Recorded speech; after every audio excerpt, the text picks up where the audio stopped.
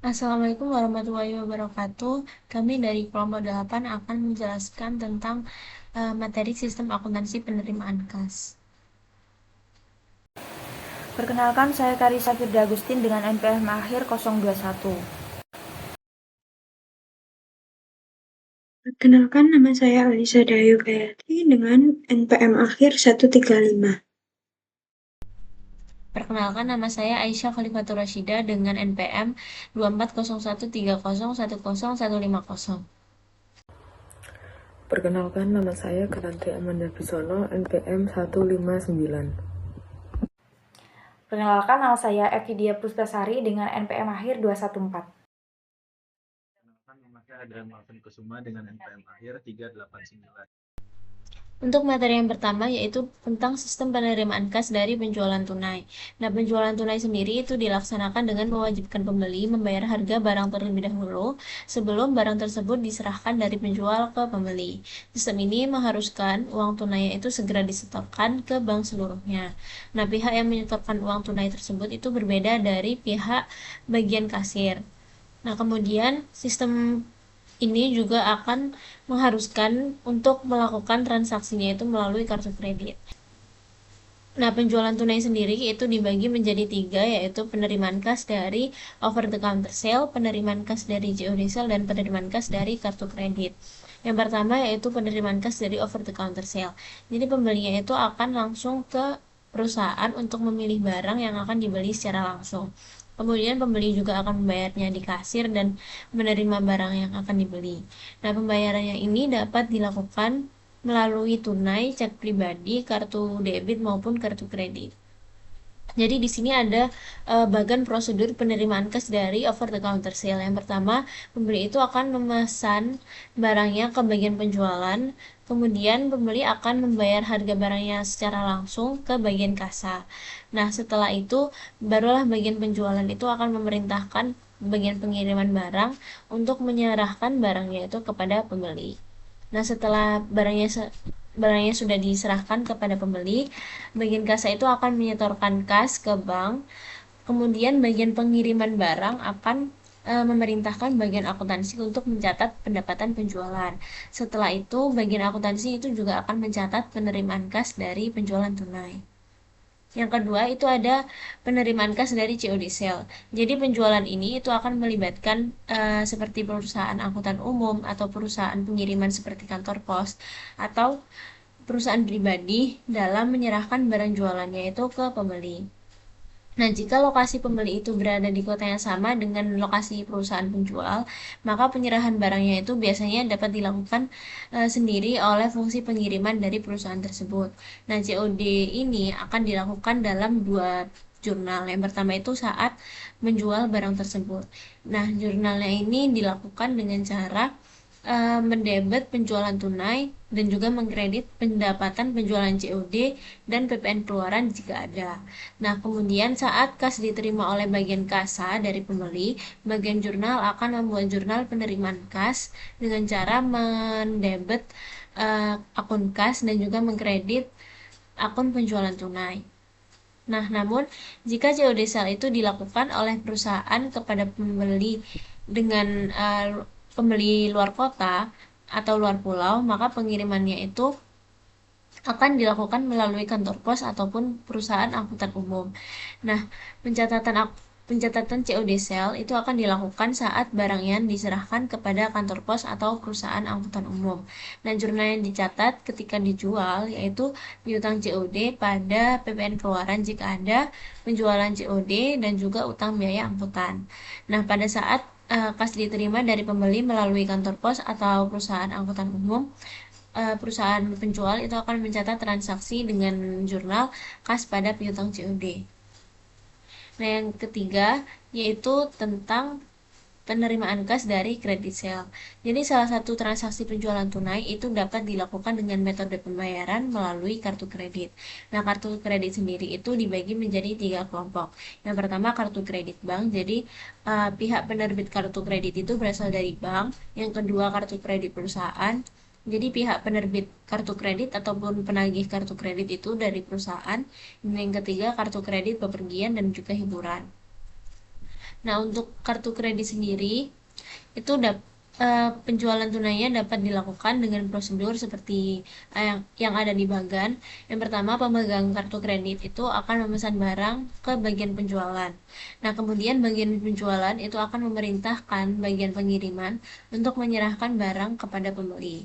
Nah, setelah itu sebelum bagian pengiriman itu menyerahkan barang kepada pembeli, pemegang kartu kredit itu harus membayar barang tersebut melalui kartu kreditnya ke bagian kasa. Setelah itu barulah pihak pengiriman itu akan menyerahkan barangnya kepada pembeli.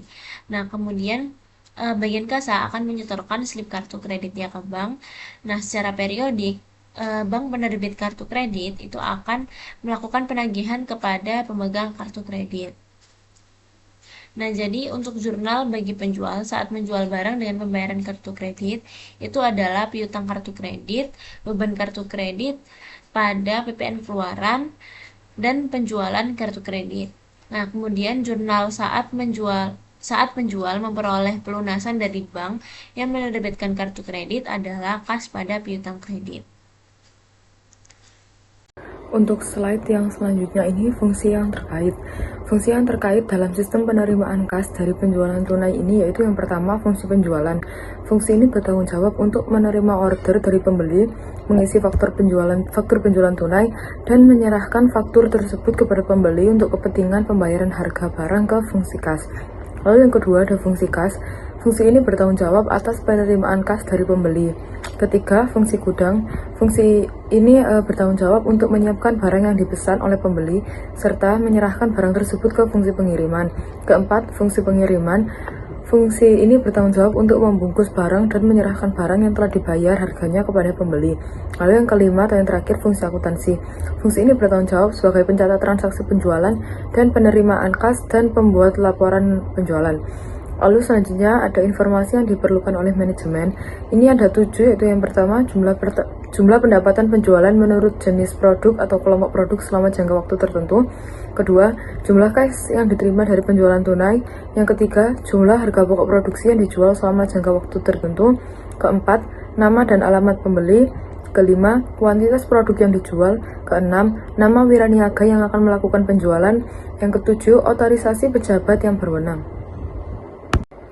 Lalu selanjutnya ini dokumen yang digunakan.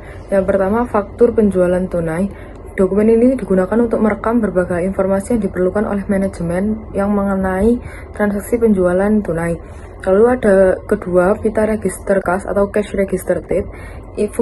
Dokumen ini itu dihasilkan oleh fungsi kas dengan cara mengoperasikan mesin register kas yang merupakan dokumen pendukung faktur penjualan tunai yang dicatat dalam jurnal penjualan. Lalu yang ketiga ada credit card sales tip. Dokumen ini dicetak oleh Credit Card Center Bank yang menerbitkan kartu kredit dan diserahkan kepada perusahaan yang disebut merchant yang menjadi anggota kartu kredit. Lalu yang keempat, Bill of Lading merupakan bukti penyerahan barang dari perusahaan penjualan barang kepada perusahaan angkutan umum. Lalu yang kelima, faktur penjualan COD. Faktur ini digunakan untuk merekam penjualan COD. Tembusan faktur penjualan COD ini diserahkan kepada pelanggan melalui bagian akuntan perusahaan kantor pos atau perusahaan angkutan umum dan dimintakan tanda tangan penerimaan barang dari pelanggan sebagai bukti diterimanya barang oleh pelanggan. Lalu keenam, bukti setor bank dibuat oleh fungsi kas sebagai bukti penyetoran kas ke bank. Bukti ini dibuat 3 lembar dan diserahkan oleh fungsi kas ke bank bersamaan dengan penyetoran kas dari hasil penjualan tunai ke bank. 2 lembar tembusannya ini diminta kembali dari bank setelah ditandatangani dan dicap oleh bank sebagai bukti penyetoran kas ke bank. Lalu yang ketujuh, rekap beban pokok penjualan. Digunakan fungsi akuntansi untuk meringkas harga pokok produk yang dijual selama 1 periode. Data yang direkam dalam dokumen ini berasal dari kolom jumlah harga dalam kolom pemakaian. Slide selanjutnya ini catatan akuntansi yang digunakan. Nah, catatan akuntansi yang digunakan dalam sistem penerimaan kas dari penjualan tunai ini ada 5, yaitu yang pertama ada jurnal penjualan. Jurnal penjualan ini digunakan fungsi akuntansi untuk mencatat dan meringkas data penjualan. Yang kedua ada jurnal penerimaan kas, digunakan oleh fungsi akuntansi untuk mencatat penerimaan kas dari berbagai sumber, diantaranya dari penjualan tunai. Lalu Yang ketiga ada jurnal umum, digunakan oleh fungsi akuntansi untuk mencatat harga pokok produk yang dijual.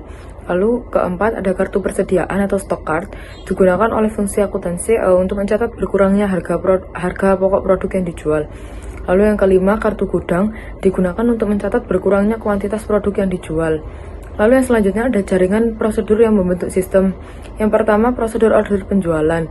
Fungsi penjualan ini menerima order dari pembeli dan membuat faktur penjualan tunai untuk memungkinkan pembeli melakukan pembayaran harga barang ke fungsi kas dan untuk memungkinkan fungsi gudang dan fungsi penerimaan menyiapkan barang yang akan diserahkan kepada pembeli. Lalu kedua ada prosedur penerimaan kas. Fungsi kas ini menerima pembayaran harga barang dari pembeli dan memberi tanda pembayaran berupa pita register dan cap lunas pada faktur penjualan tunai. Yang ketiga, prosedur penyerahan barang. Fungsi pengiriman menyerahkan barang kepada pembeli. Lalu keempat, prosedur pencatatan penjualan tunai. Fungsi akuntansi ini melakukan pencatatan transaksi penjualan tunai dalam jurnal penjualan dan jurnal penerimaan kas. Lalu yang kelima, prosedur penyetoran kas ke bank. Nah, fungsi kas ini tuh tugasnya untuk menyetorkan kas yang diterima dari penjualan tunai ke bank dalam jumlah yang penuh. Lalu keenam, prosedur pencatatan penerimaan kas.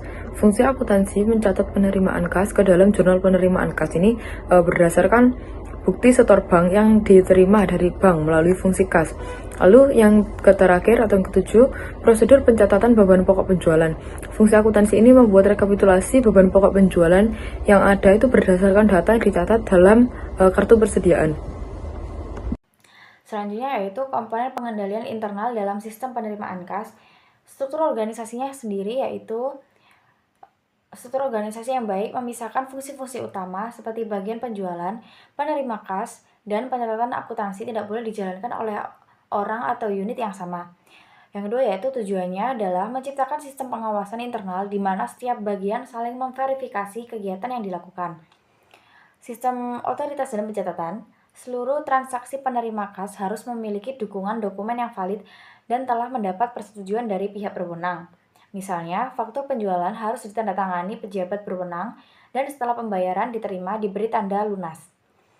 Lalu, penjualan yang dilakukan melalui kartu kredit harus lebih dahulu mendapatkan persetujuan dari bank penerbit kartu. Selanjutnya yaitu praktik operasional yang aman. Semua formulir penting seperti faktur harus memiliki nomor urut tercetak untuk mencegah pemalsuan. Dana tunai yang diterima wajib disetorkan ke bank pada hari yang sama.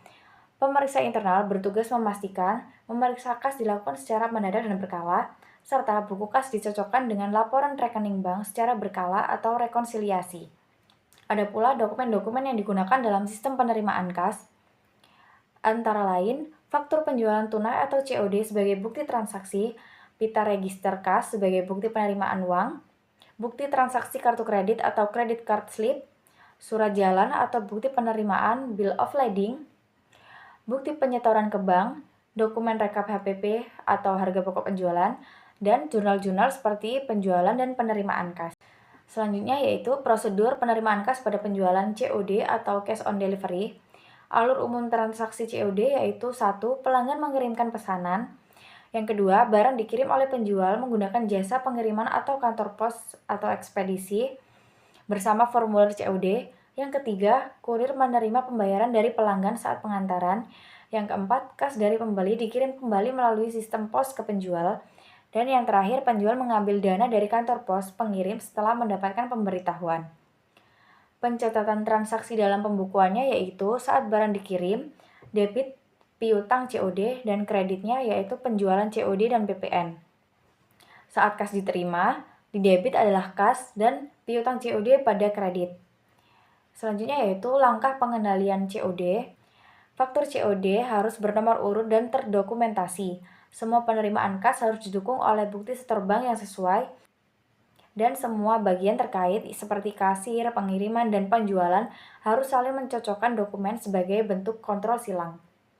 Selanjutnya yaitu rangkuman bagian alir dokumen sistem COD Cell. Bagian alir menggambarkan urutan proses berikut. Nomor 1 yaitu bagian order menerima pesanan, lalu membuat faktur COD. Yang kedua, barang dan faktur dikirim dari gudang ke bagian pengiriman. Yang ketiga, kurir mengantar barang ke pelanggan dan penerima pembayaran. Dan yang keempat, dana dari pelanggan disetorkan oleh kurir ke bagian kasir.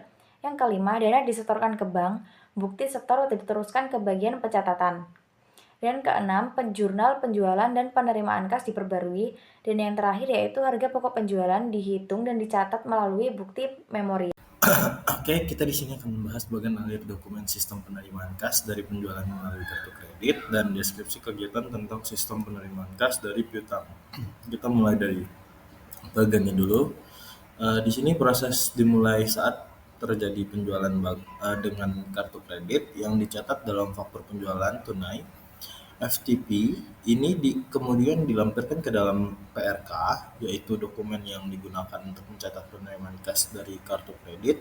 Dokumen PRK diserahkan ke bagian jurnal untuk dicatat ke dalam jurnal penjualan. Selanjutnya, hasil penjualan kartu kredit yang telah ditransfer oleh pihak bank akan disertai bukti sektor bank. Dokumen ini kemudian digunakan untuk membuat jurnal penerimaan kas sebagai bukti bahwa dana telah masuk ke rekening perusahaan.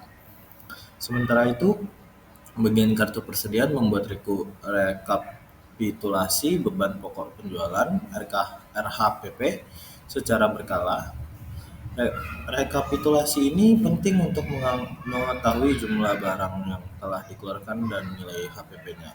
Setelah selesai, bagian ini akan membuat bukti memorial yang mencatat nilai HPP tersebut. Semua dokumen seperti RHPP dan bukti memorial akan masuk ke dalam jurnal umum yang menjadi arsip akuntansi utama. Ini menandai bahwa seluruh proses penerimaan kas, baik dari sisi pemasukan maupun biaya pokok penjualan telah dicatat secara menyeluruh. Dengan sistem ini, perusahaan ini memastikan bahwa setiap transaksi kartu kredit dicatat secara tepat, uang masuk terverifikasi, dan beban penjualannya tercatat akurat. Untuk selanjutnya kita akan menjelaskan tentang sistem penerimaan kas dari piutang. Sumber penerimaan kas suatu perusahaan manufaktur biasanya berasal dari pelunasan piutang dari debitur karena sebagian besar produk perusahaan tersebut dijual melalui penjualan secara kredit. Dalam perusahaan tersebut, penerimaan kas dari penjualan secara tunai biasanya merupakan sumber penerimaan kas yang relatif kecil. Pada perusahaan dagang seperti toko pengencer, sumber penerimaan kas terbesar berasal dari transaksi penjualan tunai. Penerimaan kas dari piutang dapat melalui berbagai cara, yaitu ada 3 di sini: melalui penagihan perusahaan, melalui pos, dan melalui lockbox collection plan. Cancel check. Di sini kita akan membahas tentang kegiatan cancel check. Cancel check adalah cek yang telah digunakan untuk membayar dan oleh penerima cek telah diuangkan atau dicairkan ke bank. Dalam sistem perbankan di Amerika, cancel check dikembalikan kepada nasabah yang mengeluarkan cek dan digunakan oleh nasabah sebagai bukti telah diterimanya pembayaran yang telah dilakukan oleh pihak yang namanya tercantum pada cek. Untuk alir bagian cancel check-nya ada di seperti gambar ini sudah dijelaskan, tapi saya akan menjelaskannya lagi agar lebih paham. Semua dimulai dari pembayaran yang menulis cek sebagai bentuk pembayaran atas transaksi. Cek ini kemudian dikirimkan kepada penerima pembayaran. Setelah menerima cek, penerima pembayaran akan melakukan endorsement, yaitu tanda tangan di belakang cek sebagai bentuk pengesahan. Kemudian cek tersebut disetorkan ke bank milik penerima. Dalam hal ini misalnya American Express Bank. Bank penerima lalu mengirimkan cek tersebut untuk proses clearing ke bank pembayar melalui jaringan antar bank. Cek akhirnya tiba di bank pembayar, misalnya First National City Bank, untuk di-clearingkan dan dananya dicairkan. Setelah berhasil diproses, cek tersebut berubah status menjadi cancel check.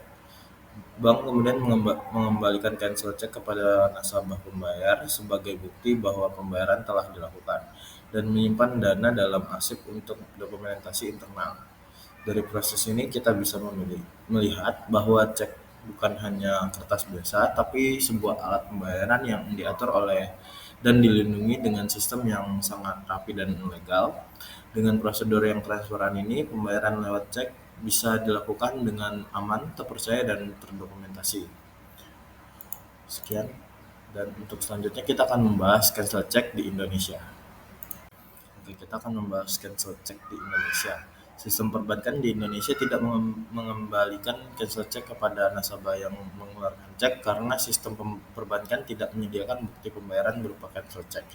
Pihak yang menerima pembayaran berkewajiban untuk membuat bukti dokumenter yang menunjukkan telah diterimanya kas dari pembayar. Oleh karena itu, seringkali dalam menagih piutang, kreditur diwajibkan untuk menyerahkan kwitansi lebih dahulu sebelum cek diserahkan atau dikirimkan oleh debitur kepada kreditur. Hal ini dilakukan karena dalam transaksi pembayaran dengan cek, pihak pembayar tidak memperoleh jaminan akan menerima tanda terima pembayaran dari pihak yang menerima cek. Untuk alurnya sudah dijelaskan seperti bagan sebelah. Selanjutnya yaitu ada fungsi yang terkait. Nah, dalam sistem penerimaan kas dan piutang, fungsi yang terkait yaitu yang pertama fungsi sekretariat. Fungsi ini bertanggung jawab dalam penerimaan cek dan surat pemberitahuan melalui pos dari para debitur perusahaan. Yang kedua yaitu fungsi penagihan, bertanggung jawab melakukan penagihan kepada para debitur perusahaan berdasarkan daftar piutang yang ditagih yang dibuat oleh fungsi akuntansi. Yang ketiga yaitu fungsi kas, yaitu bertanggung jawab atas penerimaan cek dari fungsi sekretariat atau fungsi penagihan. Yang keempat, fungsi akuntansi, bertanggung jawab dalam pencatatan dan penerimaan kas dari piutang dalam jurnal penerimaan kas dan berkurangnya piutang ke dalam kartu piutang.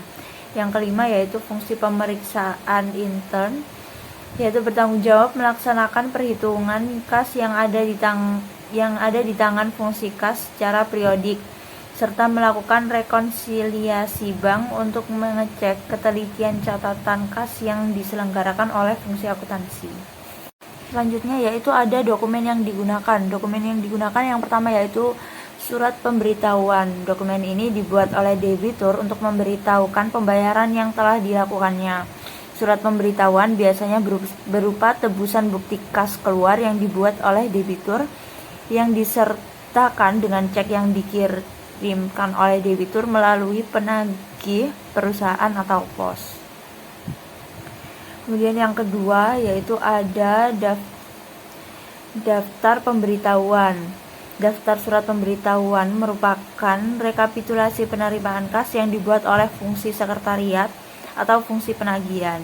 Jika penerimaan kas dari piutang perusahaan dilaksanakan melalui pos, fungsi sekretariat bertugas membuka amplop surat, memisahkan surat pemberitahuan dengan cek, dan membuat daftar surat pemberitahuan yang diterima setiap hari.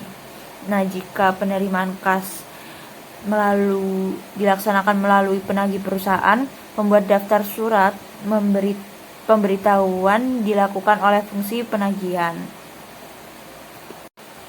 Kemudian daftar surat tersebut akan dikirimkan ke fungsi kas untuk kepentingan pembuatan bukti setor bank dan dipakai oleh fungsi akuntansi sebagai dokumen pendukung bukti setor bank dan pencatatan penerimaan kas ke jurnal penerimaan kas. Kemudian yaitu ada bukti setor bank. Dokumen ini dibuat oleh fungsi kas sebagai bukti penyetoran uang kas yang diterima dari piutang ke bank. Bukti setor dibuat 3 lembar dan diserahkan oleh fungsi kas ke bank, bersamaan ditandatanganinya dan dicap oleh bank sebagai bukti penyetoran kas ke bank. Kemudian bukti ini diserahkan untuk mencatat transaksi penerimaan kas dari piutang ke dalam jurnal penerimaan kas. Selanjutnya ada kwitansi. Dokumen ini merupakan bukti penerimaan kas yang dibuat oleh perusahaan bagi para debitur yang telah melakukan pembayaran utang mereka. Kwitansi sebagai tanda penerimaan kas ini dibuat dalam sistem perbankan untuk mengembalikan cancel check kepada check issuer. Jika cancel check dikembalikan kepada check issuer, kwitansi sebagai tanda penerimaan kas digantikan fungsinya oleh cancel check. Selanjutnya yaitu ada unsur pengendalian internal. Yang pertama yaitu ada organisasi. Fungsi akuntansi harus terpisah dari fungsi penagihan dan fungsi penerimaan kas. Fungsi penerimaan kas harus terpisah dari fungsi akuntansi. Kemudian sistem otorisasi dan prosedur pencatatan.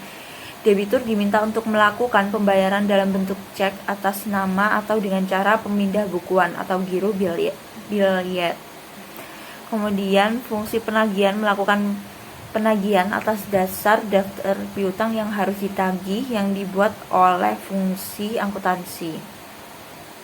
Pengkreditan akun pembantu piutang oleh fungsi akuntansi bagian piutang harus didasarkan atas surat pemberitahuan yang berasal dari debitur.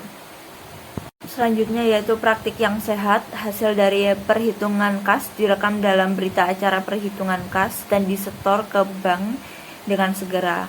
Para penagih dan kasir harus diasuransikan, serta kas dalam perjalanan juga wajib diasuransikan. Di sini saya akan menjelaskan materi mengenai bagian alir dokumen sistem penerimaan kas dari piutang. Terdapat beberapa prosedur penerimaan kas yang membentuk sistem penerimaan kas dari piutang. Yang pertama yaitu melalui penagih perusahaan, melalui pos, dan melalui lockbox collection plan. Yang pertama yaitu sistem penerimaan kas dari piutang melalui penagih perusahaan. Menurut sistem pengendalian internal yang baik, semua penerimaan kas dari debitur harus dalam bentuk cek atau atas nama atau biru giliat.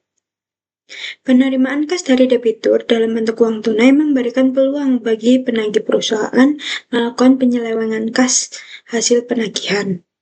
Penerimaan kas dari debitur dalam bentuk cek tunai juga memberikan peluang bagi karyawan perusahaan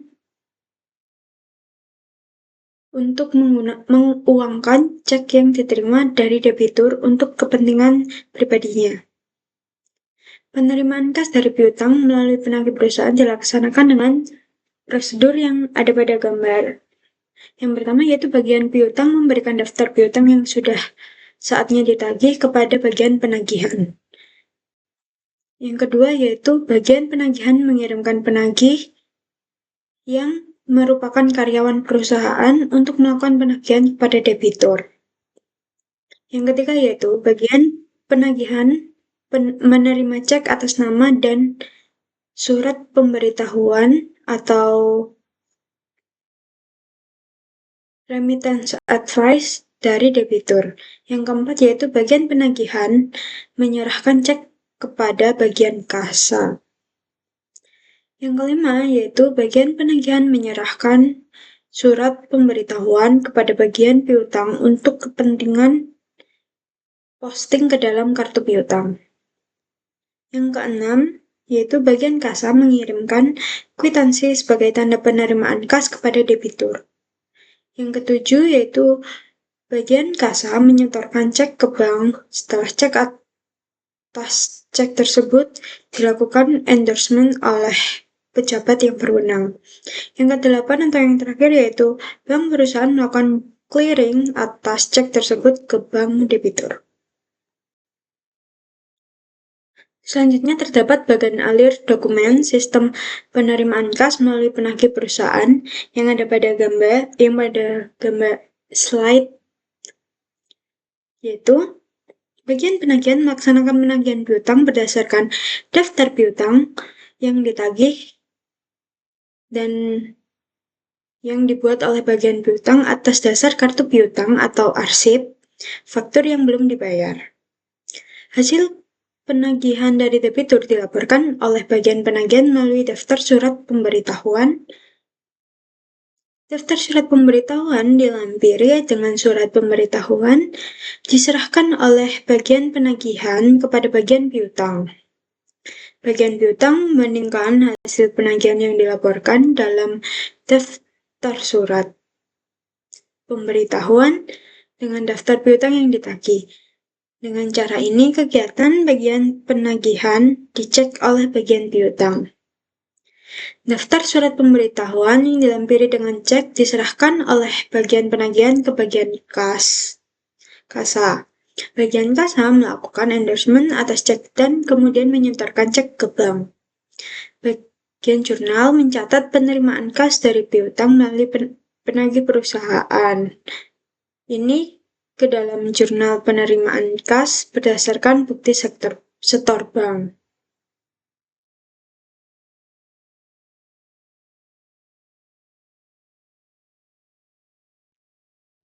Selanjutnya, yaitu sistem penerimaan kas dari piutang melalui pos.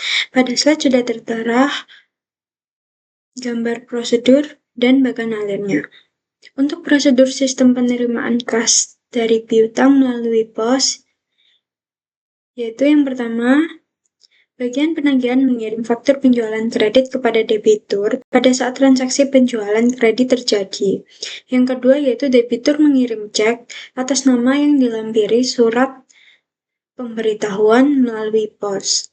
Yang ketiga yaitu bagian sekretariat menerima cek atas nama dan surat pemberitahuan atau remittance advice dari debitur. Yang keempat yaitu bagian sekretariat menyerahkan cek kepada bagian kasa. Yang kelima yaitu bagian sekretariat menyerahkan surat pemberitahuan kepada bagian piutang untuk kepentingan posting ke dalam kartu piutang. Yang keenam yaitu bagian kasa mengirim kwitansi kepada debitur sebagai tanda terima pembayaran dari debitur. Yang ketujuh yaitu bagian kasa menyetorkan cek ke bank setelah cek atas cek tersebut dilakukan endorsement oleh pejabat yang berwenang. Yang kedelapan atau yang terakhir yaitu bank perusahaan melakukan clearing atau atas cek tersebut ke bank debitur. Untuk bagian alir yang tertera yaitu dapat diartikan sebagai jika penerimaan kas dari piutang dilaksanakan melalui pos, maka yang bertanggung jawab untuk menerima surat beserta cek adalah bagian sekretariat. Bagian ini membuat daftar surat pemberitahuan dan menyerahkan cek dilampiri dengan daftar surat pemberitahuan kepada bagian kasa dan menyerahkan daftar surat pemberitahuan yang dilampiri dengan surat pemberitahuan kepada bagian piutang. Bagian kasa melakukan endorsement atas cek dan menyetorkan cek ke bank. Bagian piutang mencatat pengurangan piutang ke dalam kartu piutang berdasarkan surat pemberitahuan dari debitur. Bagian jurnal mencatat penerimaan kas dari piutang di dalam jurnal penerimaan kas berdasarkan bukti setor bank. Yang terakhir yaitu sistem penerimaan kas dari piutang melalui Lockbox Collection Plan. Sistem ini dibuat karena adanya beberapa permasalahan yang dihadapi oleh perusahaan yang memiliki debitur tersebar luas di berbagai wilayah geografis. Permasalahan yang pertama yaitu, jika debitur harus mengirimkan cek langsung ke perusahaan, diperlukan waktu perjalanan cek beberapa hari melalui pos. Dan yang kedua yaitu, cek clearing harus dilakukan antar bank yang jauh secara geografis, sehingga memerlukan waktu 1-2 minggu. Maka dari itu, permasalahan ini dapat diatasi dengan Lockbox Collection Plan ini. Sistem penerimaan kas dengan Lockbox Collection Plan ini memberikan beberapa manfaat, yaitu yang pertama, pekerjaan pembuatan daftar surat pemberitahuan dipindahkan dari tangan fungsi sekretariat perusahaan ke bank. Yang kedua yaitu memberikan kemudahan bagi debitur dalam melakukan pembayaran utangnya. Yang ketiga yaitu mempercepat proses cek clearing sehingga mempercepat perusahaan memperoleh kas. Pada slide sudah tertera prosedur dan juga bagan alirnya.